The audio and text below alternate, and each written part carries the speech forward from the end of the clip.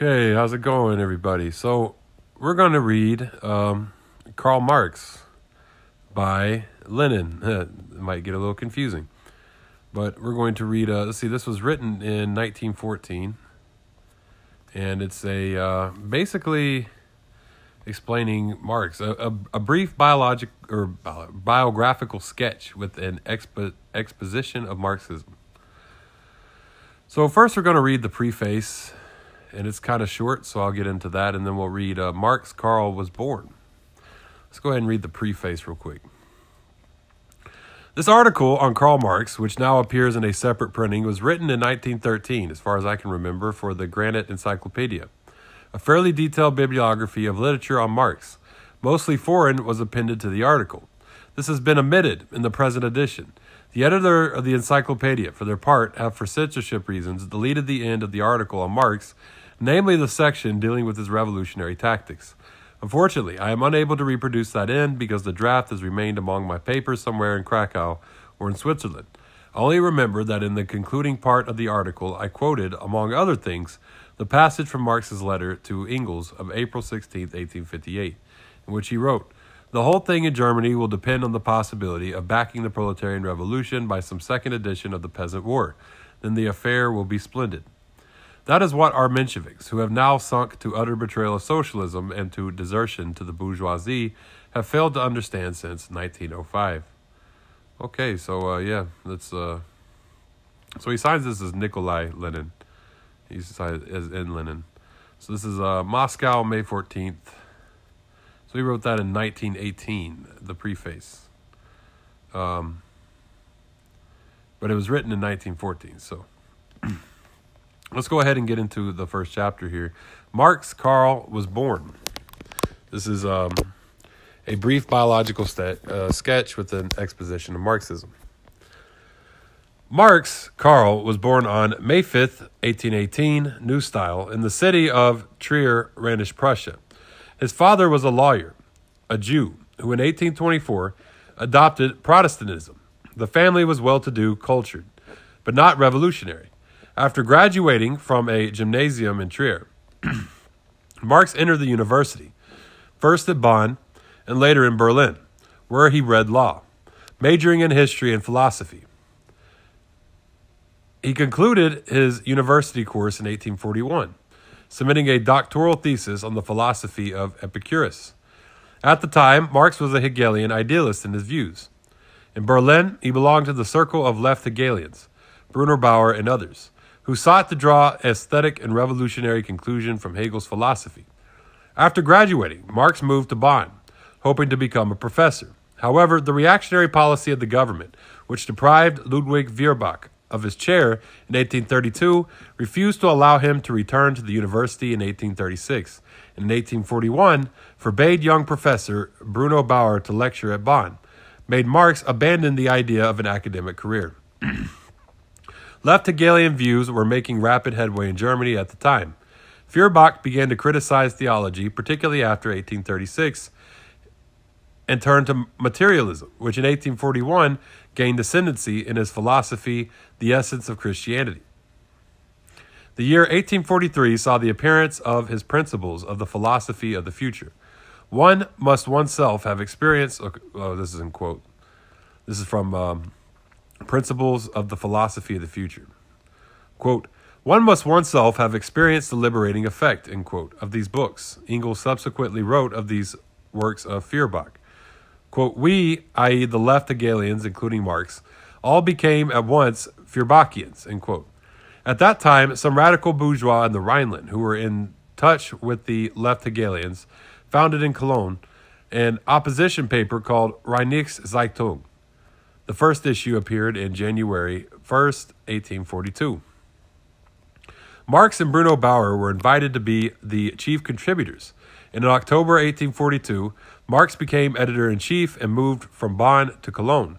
The newspaper's revolutionary democratic trend became more and more pronounced under Marx's editorship, and the government first imposed double and triple censorship on the paper, and then on January 1st, 1843, decided to suppress it. Marx had to resign the editorship before that date, but his resignation did not save the paper, which suspended publication in March 1843. Of the major articles, Marx contributed to the Rheinische Engels notes, in addition to those indicated below, see bibliography, an article on the condition of peasant wine growers in the Moselle Valley. Marx's journalistic activities convinced him that he was insufficiently acquainted with political economy, and he zealously set out to study it. In 1843, Marx married at Kreuznach, a childhood friend who he had become engaged to while still a student. His wife came of a reactionary family of the Prussian nobility, her elder brother being Prussia's Minister of the Interior during a most reactionary period, 1850 through 1858. In the autumn of 1843, Marx went to Paris in order to publish a radical journal abroad. Together with Arnold Rouge, 1802 through 1880, left Hegelian, in prison 1825 through 30, a political exile following 1848, and a Bismarckian after 1866 through 70. Only one issue of this journal, Deutsche Französische Jahrbucher, appeared. Publication was discontinued owing to the difficulty of secretly distributing it in Germany and to disagreement with Rouge. Marx's articles in this journal showed that he was already a revolutionary who advocated merciless criticism of everything existing, and in particular, the criticism by weapon, and appealed to the masses and to the proletariat. In September 1844, Friedrich Engels came to Paris for a few days, and from that time on became Marx's closest friend. They both took a most active part in the seething life of the revolutionary groups in Paris. Of particular importance at the time was Proudhon's doctrine, which Marx pulled to pieces in his Poverty of Philosophy in 1847, waging a vigorous struggle against the various doctrines of petty bourgeois socialism. They worked out the theory and tactics of revolutionary proletarian socialism or communism, Marxism. See Marx's works of this period, 1844 through 48, in the bibliography. At the insistent request of the Prussian government, Marx was banished from Paris. In 1845, as a dangerous revolutionary, he went to Brussels. And in the spring of 1847, Marx and Engels joined a secret propaganda society called the Communist League. They took a prominent part in the League's Second Congress. London, November 1847, at whose request they drew up the celebrated Communist Manifesto, which appeared in February 1848, with the clarity and brilliance of genius. This work outlines a New World conception, consistent with materialism, which also embraced the realm of social life. Dialectics as the most comprehensive and profound doctrine of development, the theory of the class struggle, and of the world historic revolutionary role of the proletariat, the creator of a new communist society. On the outbreak of the revolution of February 1848, Marx was banished from Belgium. He returned to Paris, whence after the March Revolution, he went to Cologne, Germany, where Neue Rheinische Zeitung was published from June 1st, 1848 to May 19th in 1849, with Marx as editor-in-chief. The new theory was splendidly confirmed by the course of the revolutionary events of 1848 through 49, just as it has been subsequently confirmed by all proletarian and democratic movements in all countries of the world. The victorious counter-revolution first instigated court proceedings against Marx. He was acquitted on February 9, 1849, and then banished him from Germany May 16, 1849. First, Marx went to Paris, was again banished after the demonstration of June 13, 1849, and then went to London, where he lived until his death. His life as a political exile was a very hard one, as the correspondence between Marx and Engels, published in 1913, clearly reveals. Poverty weighed heavily on Marx and his family.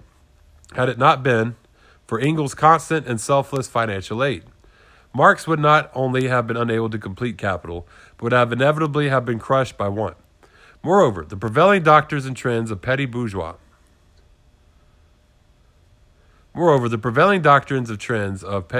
socialism and of non-proletarian socialism in general forced Marx to wage a continuous and merciless struggle, and sometime to repel the most savage and monstrous personal attacks. Vogt. Marx, who stood aloof from circles of political exiles, developed his materialist theory in a number of historical works. See bibliography. Devoting himself mainly to a study of political economy. Marx revolutionized science. See the Marxist doctrine below in his contribution to the critique of political economy and capital. The revival of the democratic movements in the late 50s and in the 60s recalled Marx to practical activity in 1864. September 28th, the International Workingmen's Association, the celebrated First International, was founded in London. Marx was the heart and soul of this organization and author of its first address, and of a host of resolutions, declaration and manifestos, and uniting the labor movement of various forms of non-proletarian pre-Marxist socialism, Mazzini, Proudhon, Bakunin, liberal trade unionism in Britain, Lassallean vacillations to the right in Germany, etc. And in combating the theories of all these sects and schools, Marx hammered out a uniform tactic for the proletarian struggle of the working in the various countries, following the downfall of the Paris Commune, 1871, of which gave such a profound, clear-cut, brilliant, effective, and revolutionary analysis, the Civil War in France, 1871, and the Bakunin cause cleavage in the International. The latter organization could no longer exist in Europe. After the Hague Congress of the International, 1872, Marx had the Great Council of the International had played its historical part, and now made way for a period of a far greater development of the labor movement in all countries in the world, a period in which the movement grew in scope, and mass socialist working class parties and individual nationalist states were formed.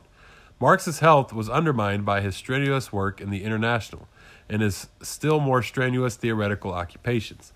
He continued work on the refashioning of political economy and on the completion of capital, for which he collected a mass of new material and studied a number of languages, Russian, for instance. However, ill health prevented him from completing capital. His wife died on December 2nd, 1881, and on March 14th, 1883, Marx passed away peacefully in his armchair. He lies buried next to his wife at Highgate Cemetery in London. Of Marx's children, some died in childhood in London, when the family were living in destitute circumstances. 3 daughters married English and French socialists, Eleonora Veiling, Laura Lafargue, and Jenny Longuet. The latter son is a member of the French Socialist Party. Okay, well, yeah. Lenin knows quite a bit about Marx. He was read quite a bit. So yeah, well, thank y'all for tuning in. You know, this is Marxist. You can follow me online, Facebook, Twitter, YouTube, TikTok, Tumblr, Medium. Hit me up there. You know, if you feel like reaching out, I love to talk. So hit me up. Y'all have a great day. Dodada Goi.